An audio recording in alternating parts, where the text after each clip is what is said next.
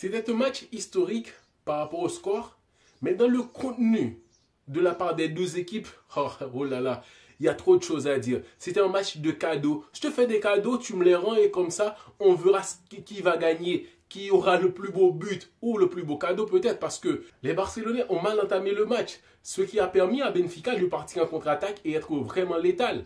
Oui, le Barça joue très haut, mais c'était bien planifié par le staff de Benfica qui a analysé le match du Barça. Ils voient que c'est une équipe qui joue très haut. Donc, le ballon a un joueur habilité qui est juste au milieu de terrain et faire des passes dans le dos de la défense du FC Barcelone avec des défenseurs qui vont replier et des attaquants qui vont essayer de franchir dans les espaces vides laissés dans le dos de la défense. Donc là, premier but marqué, très facile pour Benfica parce que le Barça joue très haut. Et deuxième but pour Benfica grâce à la sortie de Szczęsny. Oui, beaucoup de gens vont dire, ouais, qu'est-ce qu'il nous a fait? Et le gardien, il nous a fumé comme il fume des cigarettes. Non, selon moi, il y a une mésentente entre Baldé et Szczęsny. Il n'a pas vraiment tort, le gardien. Pourquoi? Parce que, comme Barça joue très haut, la passe qui est dans la défense, en profondeur, donc, il y a un attaquant qui arrive. Szczęsny, il sait ce qu'il doit faire, c'est juste arriver et dégager le ballon. Mais Baldé, qui est en galère, qui n'a pas le temps de voir si le gardien il sort ou si lui il essaye de voir s'il y a un partenaire de marquer et s'il doit aussi dégager d'un coup. Donc il se focalise plus sur le ballon et sur l'espace qu'il y a à côté de lui. Là, Szczęsny, c'est normal parce que la défense du Barça est très haute. Donc, il doit être toujours prêt pour dégager le ballon en cas de danger. En cas que l'équipe essaye de faire des passes dans le dos de la défense, des longs ballons, donc il doit être toujours présent. Sur le penalty de Baldé, selon moi, il y a des arbitres qui auraient ne pas siffler le penalty en faveur du Barça parce que le joueur est arrivé un peu en retard quand même, oui. Il a touché Baldé et tout ça. Mais sauf que le ballon n'était même pas orienté vers le goal et tout ça. C'était pas une action vraiment dangereuse si Baldé passait et tout ça. Donc, il y a pas de quoi faire en drame. Mais sauf que ça doit être juste dans le football. Que ce genre d'action, si le défenseur, il piétine et l'attaquant, ça doit être penalty.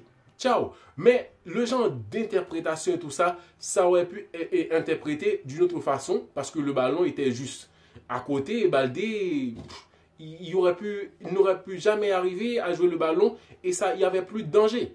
Ok. Donc là, on était sur un match où on disait, ouais, le Barça a égalisé et tout ça. Mais malgré la sale défaite de Benfica, il faut quand même leur féliciter parce qu'en première période, c'était parfait. Et ils étaient prêts pour partir en compte. Ils ont profité des occasions et tout ça. Ils ont marqué 3 buts. Normal. Là, on va parler des lacunes du FC Barcelone. Les joueurs n'étaient pas concentrés. Lamine Yamal, je ne sais pas si c'était la fatigue ou quelque chose dans le genre, parce qu'il enchaîne trop. Contre Getafe, Lamine aurait dû être sous le banc, juste quelque chose comme ça, et monter en deuxième période ou le faire sortir. C'était difficile pour Flick de faire sortir un joueur comme Lamine Yamal en deuxième période tout de suite comme ça. Alors que le joueur, c'est un jeune. Et Casado, tout comme Koubarsi, ce sont des jeunes. Il faut faire tourner. Mais comment faire tourner dans un Barça qui doit plaire dans le jeu et aussi gagner? Parce que le Barça est en galère en Liga. Donc, il doit avoir ses meilleurs éléments pour jouer contre Getafe. Là, l'ironie du sort, contre Benfica, ils ont mal entamé le match. Ils n'étaient pas dans le bain. Donc, Lamine Yamal galérait sur le côté et ça ne marchait plus. Et à un certain moment, je me disais, mais ouais, le mec, il n'est pas dans le match. Il n'y est pas. Parce qu'il a eu une belle occasion d'une passe de Rafinha, il a raté. Et Rafinha aussi a eu une occasion, il a raté aussi. Il y a plein de ratés du FC Barcelone. C'est incroyable que cette équipe-là rate autant depuis l'ère de Xavi. Quand Xavi était coach, il était vraiment en galère avec ça, de leur demander de rester concentrés. Concentrez-vous parce qu'on doit marquer et sur nos occasions. Ce sont des grandes occasions, en fait. Donc, une FC Barcelone déséquilibrée en défense parce que Benfica était préparé. Ils ont analysé le Barça parce que les longs passes pour avoir un joueur habilité et puis partir en compte et avec une passe dans le dos de la défense, c'était facile pour eux.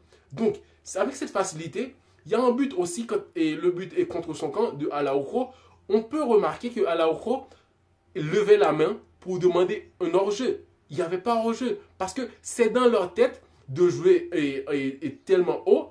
Donc, à n'importe quel moment, ils croient qu'il y a quelqu'un qui est hors-jeu, ils demandent hors-jeu tout le temps. Ça ne marchait pas. C'est par rapport à cela qu'on a pu remarquer la faiblesse du FC Barcelone défensivement. Parce que le jeu du piège hors-jeu ne marchait pas. C'était un match très ouvert. Même un peu trop même. Parce que, en fin de rencontre, Benfica a eu une belle occasion avec Di Maria pour marquer.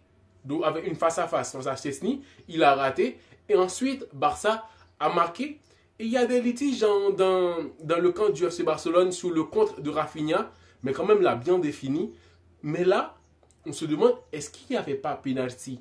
Est-ce qu'il n'y avait pas quelque chose? L'arbitrage n'était pas bon. L'arbitrage n'était pas bon. Il y a plein d'actions et Lava aurait dû intervenir pour éclaircir un peu. Parce que sur le but de Szczesny, la sortie sur le penalty, moi je vois pas où le joueur a touché Szczesny. J'ai regardé à maintes reprises l'action, je vois pas où le gardien a touché l'attaquant. Donc là, il y a un problème. Donc comme le Barça était mal placé, donc là on jette la faute sur... Parce qu'il a déjà été en mauvaise position par rapport à une sortie. Donc on jette la faute sur Szczesny et tout est fini enterré. Mais là, on se demande, en fin de rencontre, il ne s'est pas passé quelque chose dans le 16 mètres et du FC Barcelone avant le but de Rafinha, tout comme sur le but du Real Madrid contre Las Palmas. C'est comme ça le foot. On critique aujourd'hui le Barça, demain on critique le Real Madrid, mais il faut se focaliser sur l'arbitrage. Ça doit être juste. Ça doit être juste. Il y a des choses comme interprétation et tout ça. À un certain moment, on va demander à des robots de prendre des décisions à la place des humains. Parce que les robots, ils vont être programmés pour prendre des décisions justes, mais pas analyser le contre pour tout ça, et quelle équipe en face et tout ça. Non, c'est la galère dans le foot aujourd'hui.